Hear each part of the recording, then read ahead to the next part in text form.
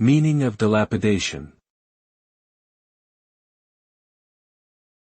Dilapidation. Dilapidation.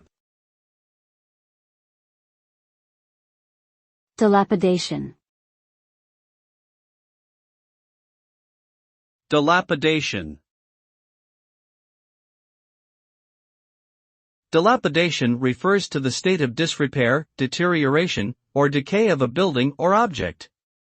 The result of dilapidation is that the structure or object becomes weakened and unsafe, with visible signs of damage such as cracks, holes, peeling paint, or rotting wood.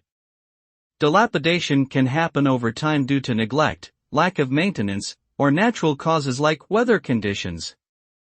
If left unchecked, dilapidation can lead to structural failure or collapse, posing a danger to anyone near or inside the affected building or object.